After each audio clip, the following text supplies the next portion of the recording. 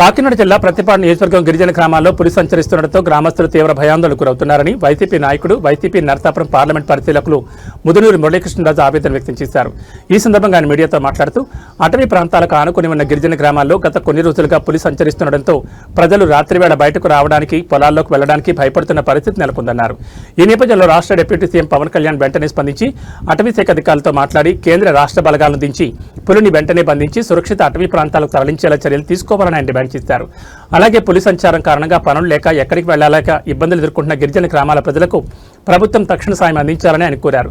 గ్రామాల్లో ప్రజల భద్రత కోసం అటవీ శాఖ అధికారులు ప్రత్యేక చర్యలు తీసుకుని ప్రజలకు ధైర్యం కల్పించాలని మురళీకృష్ణరాజు విజ్ఞప్తి చేశారు. గత 7 రోజులు బట్టి పత్తిపాడు నియోజకవర్గంలో పెద్ద పులి సంచారం వల్ల ప్రతి నిరుపేద కూడా భయభ్రాంతులకు గురవుతా ఉన్నారు. నిరుపేదలకు చాలా ఇబ్బంది అవుతా ఉంది, రైతాంగానికి చాలా ఇబ్బంది అవుతా ఉంది. ఎందుకంటే ఒకరోజు పని చేయలేకపోతే ఆ రోజు పూట గడవనటువంటి పరిస్థితి ఈ ఏజెన్సీ గ్రామాల్లో.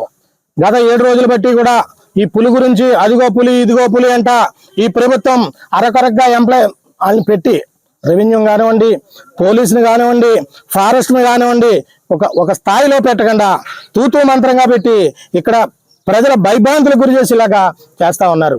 ఇప్పుడు కన్నా గౌరవ పవన్ కళ్యాణ్ గారు స్పందించాలి. ఒక అటవీ శాఖ మంత్రిగా ఇక్కడ ఉన్నటువంటి బాధలు కానివ్వండి, ఈ ఏజెన్సీలో ఈ గిరిజనులు పడుతున్నటువంటి ఇబ్బందులు కానీ స్పందించి తక్షణమే ఒక రాష్ట్ర బలగాలను కానివ్వండి, కేంద్ర బలగాలను కానీ తీసుకొచ్చి దీన్ని శాశ్వతమైన పరిష్కారం చేసి ఆ పులిని బంధించి ఎక్కడో అడవుల్లో వదలాలి కదప్ప.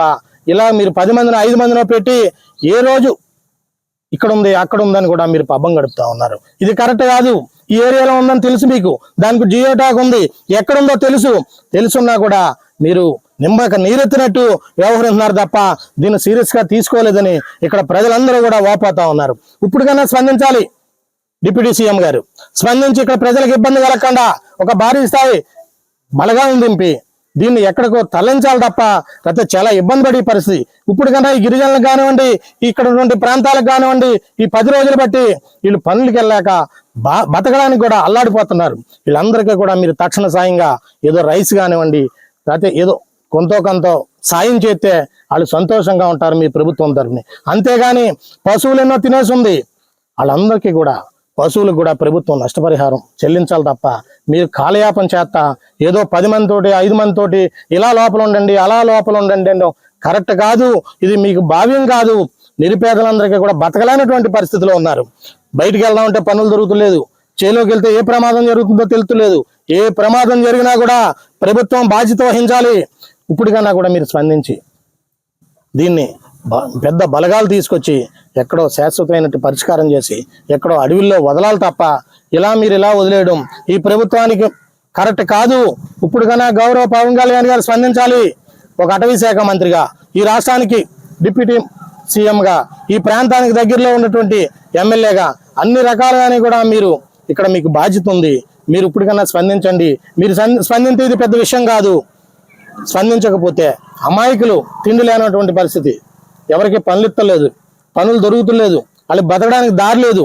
తక్షణ సాయంగా కూడా ఈ 10 రోజులు వాళ్ళకి ఏదోటి చిన్న చేయూత ఈ ప్రభుత్వం ఇవ్వాలని ఇప్పటికన్నా దాన్ని సీరియస్గా తీసుకుని దాన్ని ఎక్కడో కాడ మీరు దాన్ని పరిష్కారం చూపిస్తారని కూడా మేము అడుగుతా ఉన్నాము, డిమాండ్ చేస్తూ ఉన్నాము.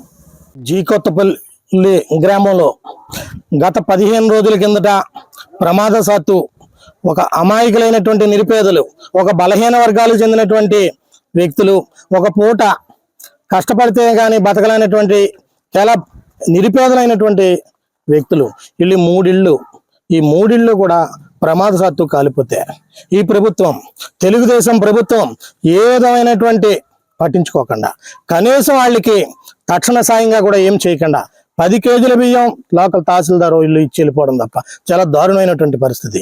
ఏ రకంగా తింటారు వాళ్ళకు ఉన్నటువంటి పరిస్థితి, వాళ్ళు ఏ రకంగా బతుకుతారు? వాళ్ళకి ఏదో ఒకటి చేయాలని ఒక ఆలోచన లేకుండా ఈ ప్రభుత్వం ఎన్నో హామీలు ఇచ్చింది. 50 ఏళ్ళకే పెన్షన్ ఇస్తామని చెప్పారు, 3 సెంట్లు భూమి ఇస్తామని చెప్పారు. అన్ని రకాలుగానే ఆశ పెట్టి ఈ నిరుపేదలతోటి ఓట్లు వేయించుకుని, బలహీన వర్గాలను మభ్యపెట్టి ఓట్లు వేయించుకుని ఈ రోజు ఏదైనటువంటి పట్టించుకోకుండా గాలి కొదిలేసినటువంటి పరిస్థితి. ఆ రోజు గతంలో అయితే రాజశేఖర రెడ్డి గారు తనయుడు జగన్మోహన్ రెడ్డి గారు ప్రతి నిరుపేదకి ఇల్లు ఉండాలి, ప్రతి నిరుపేదలు కూడా కళ నెరవేరాలని ఈ రాష్ట్రంలో 34 లక్షల మందికి నిరుపేదలకు ఇల్లు ఇస్తే అనేక హామీలు ఇచ్చింది ఈ ప్రభుత్వం, తెలుగుదేశం ప్రభుత్వం.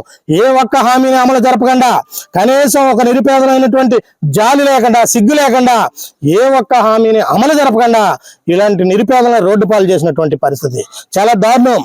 ఇప్పుడైనా స్పందించండి, మీరు ఇచ్చిన హామీలు అమలు జరపండి. మీరు ఏమని చెప్పి ఎలక్షన్కి వచ్చారు? ప్రతి ఇలాంటి అమ్మలందరికీ కూడా 50,000కే పెన్షన్ ఇస్తామని చెప్పారు. వీళ్ళందరూ ఎంతో ఆశపడుతున్నారు, ఎదురు చూస్తున్నారు. ఏ ఒక్క రూపాయి ఇవ్వలేదు. 3 సెంట్లు భూమి అని చెప్పారు, పక్కా గృహాలని చెప్పారు. 10 కేజీలు బియ్యంతో వాళ్ళని వదిలించుకోవడం మీకు సిగ్గు లేదా అని అడుగుతా ఉన్నాను. ఈ రోజు కన్నా స్పందించి వాళ్ళకి పక్కా గృహాలు ఇవ్వాలి, వాళ్ళకి తక్షణ హామీలు ఇవ్వాలి. వాళ్ళకి నిరుపేదలైనటువంటి ఎవరు వాళ్ళకి దిక్కు? ఈ రోజు ప్రభుత్వంలో మీరున్నారు, మీకు చేయవలసిన బాధ్యత లేదా అని అడుగుతా ఉన్నాం. ఇప్పటికన్నా స్పందించండి. ఇప్పుడన్నా ఈ ప్రభుత్వం స్పందించాలి, వాళ్ళకి తక్షణ సాయంగా చేయాలి. వాళ్ళకి కనీసం ఒక్కొక్క ఇంటికి 40,000 50,000 రూపాయలు ఇచ్చి ఈ నెల రోజులు బతకడానికన్నా ఇవ్వాలి. చెట్టు కింద ఉన్నారు, 3 ఇళ్ళు కాలిపోతే ఎవరింటికాడ కూడా ఉండలేని పరిస్థితి. వాళ్ళ బాధ ఎవరు చెప్పుకోవాలి? మీరు ఏ హామీలు ఇచ్చా అధికారంలోకి వచ్చారు?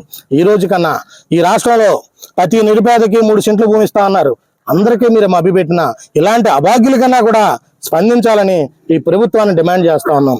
లేని పక్షంలో తొందరలో జగన్మోహన్ రెడ్డి గారు అధికారంలోకి వస్తారు. వీళ్ళందరికీ న్యాయం జరుగుతుంది. భవిష్యత్తులో మళ్ళీ జగన్మోహన్ రెడ్డి గారు అధికారంలోకి వచ్చిన తర్వాత రాజేంద్ర పాలనలో వీళ్ళందరికీ న్యాయం జరుగుతుంది. ఆ రోజన్నా కూడా మీరు తగిన మూల్యం చెల్లించుకుంటారు. ఇప్పటికన్నా మీరు మారాలి, ఈ ప్రభుత్వం మారాలి. మరి ఇలాంటి నిరుపేదలకు కూడా తక్షణ సాయం చేసి మీరు పక్కా పట్టాలు ఇచ్చి పక్కా గృహాలు కట్టించాలని మీ తెలుగుదేశం ప్రభుత్వాన్ని మేము డిమాండ్ చేస్తా ఉన్నాం. వైసీపీ నుండి మీరు ముద్రగడ గిరి గారు ఈ బాధ్యతల పరంగా వేరువేరుగా వచ్చారు. దీన్ని మీరు ఏ విధంగా చూడాలంటారు? మేము ఏ రకంగా వచ్చినా కూడా మేమందరం ఒకటే. ముద్రగడ గిరి గారి నాయకత్వంలో పనిచేస్తాం. ఈ జిల్లాలో దాడిశెట్టి రాజా గారి నాయకత్వంలో పనిచేస్తాం. రాష్ట్రంలో జగన్మోహన్ రెడ్డి గారి నాయకత్వంలో పనిచేస్తాం. నిరుపేదలు కదా అని ఆయన వచ్చిన టైంలో ఆయన వచ్చారు, మేము వచ్చాం. ప్రతి ఒక్కరూ సాయం చేయడంలో తప్పు లేదు. ఇది పార్టీలకు సంబంధం లేదు. వాళ్ళకి ఉన్నటువంటి అన్యాయం జరిగింది, వాళ్ళకి ఇక్కడ నష్టం జరిగింది, వాళ్ళకి ఎంతో కొంత సాయం చేయాలనే ఉద్దేశంతో వచ్చాం తప్ప గిరిగారు వచ్చినా మేము వచ్చినా పార్టీ అంతా ఒకటే. గిరిగారి నాయకత్వంలోనే కూడా మేము అందరం పనిచేస్తామని కూడా మీకు తెలియజేస్తాం.